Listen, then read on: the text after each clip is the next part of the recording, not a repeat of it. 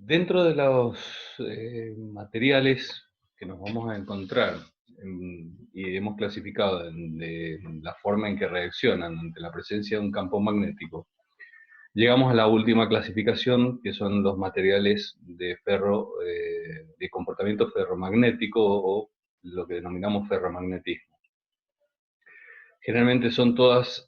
asociados por el nombre al hierro, pero también otros metales como el níquel, el cobalto y algunas de estas aleaciones. En general, una de las características que tienen es que eh,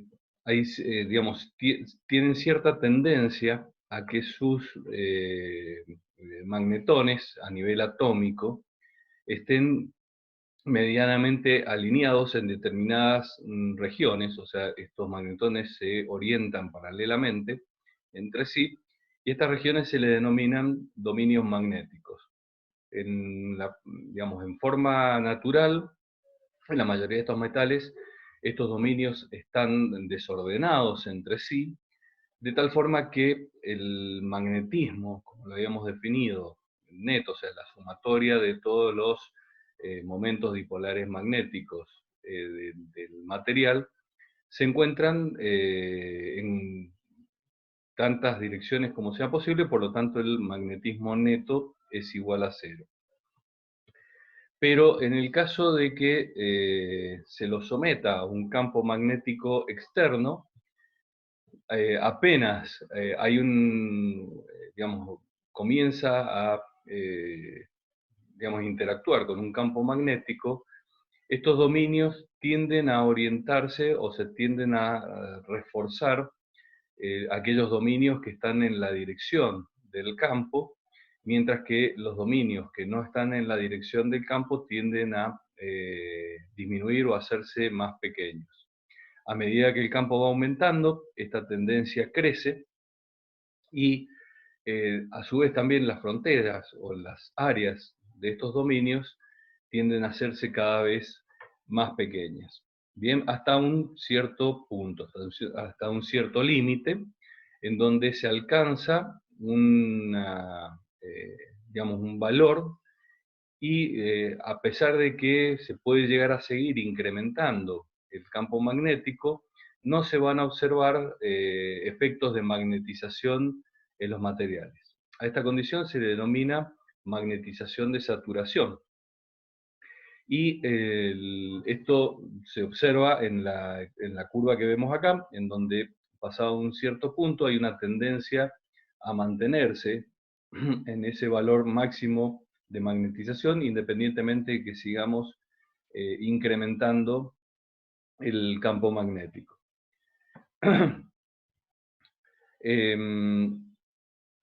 Otra forma de ver esto es decir que su permeabilidad relativa no es constante, sino que va disminuyendo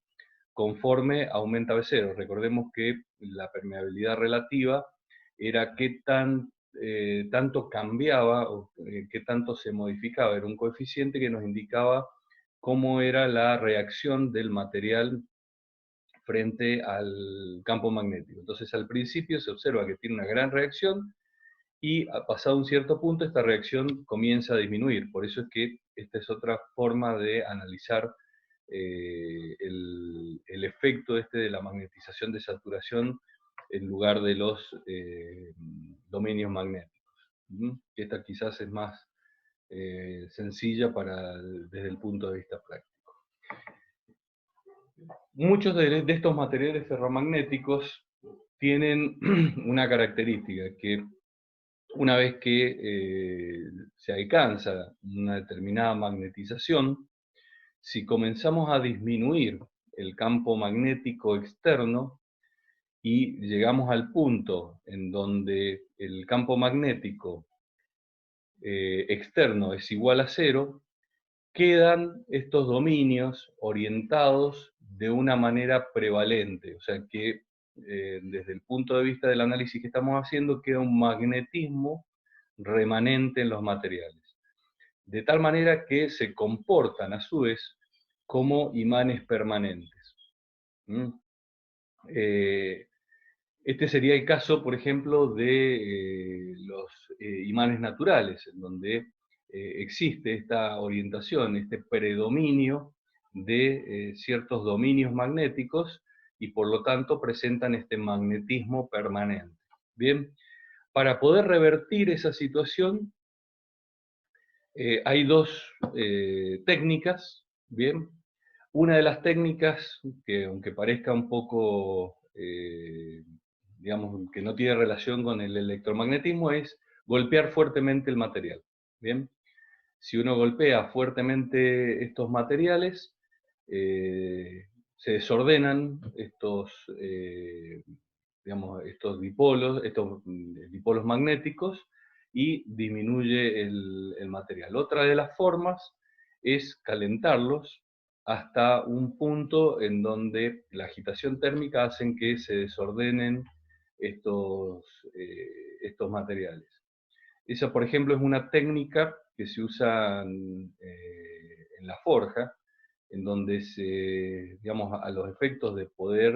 realizar algunas prácticas térmicas, como por ejemplo el endurecimiento,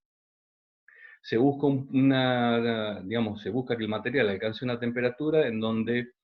estos, digamos, eh, estos dipolos magnéticos están tan desordenados a raíz de esta temperatura que en realidad el material no reacciona ante un campo magnético externo, o sea, no se adhiere. Y otra de las características, otra de las formas, digamos, en que se puede reducir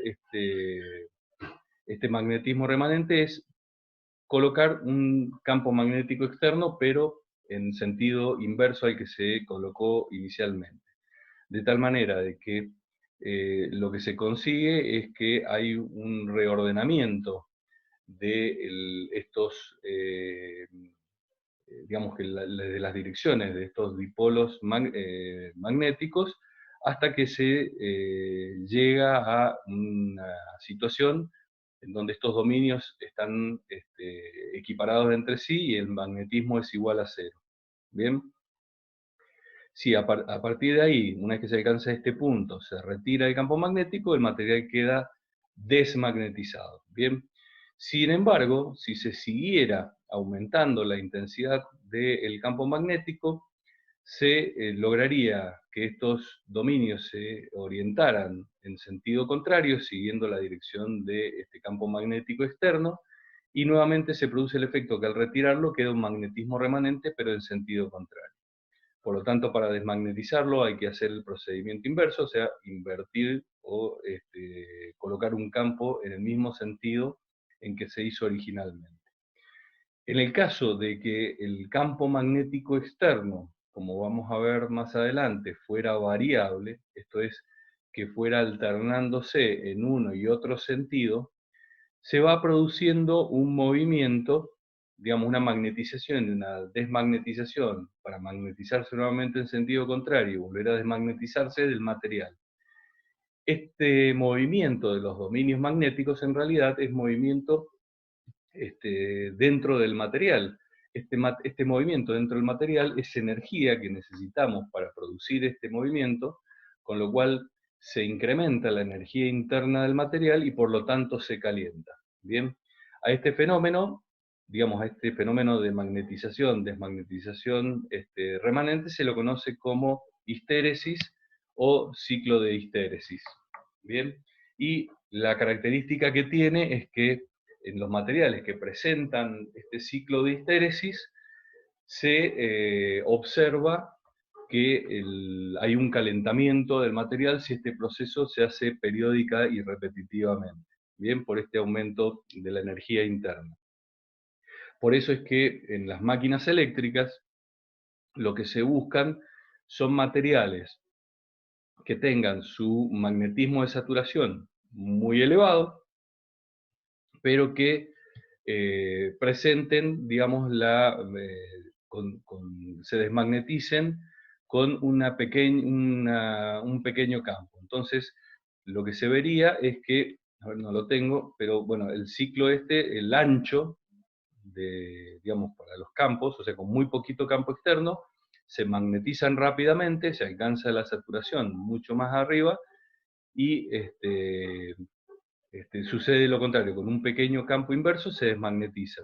De tal manera que la energía que después se va a terminar transformando en temperatura está relacionada con el área de este ciclo de histéresis. O sea, lo que se buscan son ciclos de histéresis con la menor área posible. Y eso es un estudio de los materiales, que es bastante interesante y que en lo que se ha hecho mucho avance fundamentalmente en estos últimos 100 años, desde que se han comenzado las aplicaciones, o 100 y pico de años que se han hecho las aplicaciones de materiales magnéticos. Este fenómeno que estuvimos estudiando, el magnetón de Bohr y el fenómeno de los materiales ferromagnéticos, también, como habíamos visto, explicaba por qué los imanes permanentes se atraían en polos opuestos, porque en realidad existe la influencia mutua entre ellos. Estas torcas tienden a, digamos, provocar el giro de estos dominios magnéticos, y aparecen fuerzas relacionadas, digamos, con estas torcas, en función de la interacción de los campos entre sí, y ahí aparece, digamos, eh, esta característica típica de los imanes, que se atraen mutuamente. Lo mismo sucede para el caso de los materiales ferromagnéticos, dado que al someterlos al campo se magnetizan, comienzan a comportarse como un imán permanente, y por lo tanto, por eso son atraídos rápidamente por los imanes, ya sean permanentes o los campos magnéticos generados por las bobinas o los electroimanes, como se saben denominar también. Otra de las características importantes, otra de los puntos importantes de este tema a tener en cuenta, es que, como vamos a ver más adelante, hay otros aspectos a tener en cuenta también con relación a este magnetismo remanente y este ciclo de histéresis digamos, en el diseño de las máquinas eléctricas. Por lo cual, por un lado, nos interesa que los materiales se magneticen, pero bueno, también tienen la característica de que, como son materiales conductores,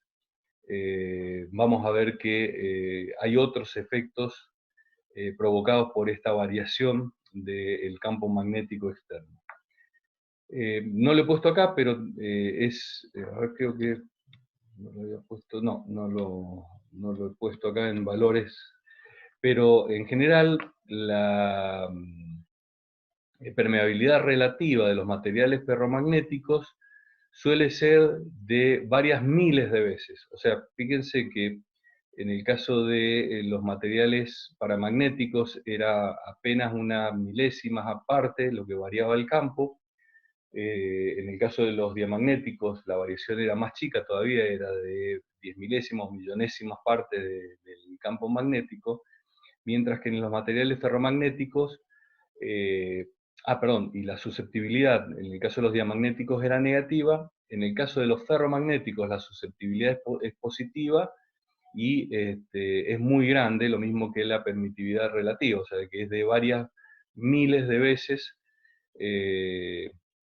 el incremento, digamos, del campo. Por eso es que en los núcleos de los bobinados, tal como lo hemos visto, en las máquinas eléctricas se utilizan materiales ferromagnéticos para incrementar de manera muy grande o muy fuerte la intensidad de los campos magnéticos que se trabajan. Bien, entonces eso me permite el uso de los materiales ferromagnéticos en los núcleos, no requerir de mucha intensidad de corriente o intensidad de corrientes muy elevadas para producir grandes intensidades de campos magnéticos. Ya vamos a ver más adelante de qué manera esto nos influye en el diseño de o en las aplicaciones de los campos magnéticos.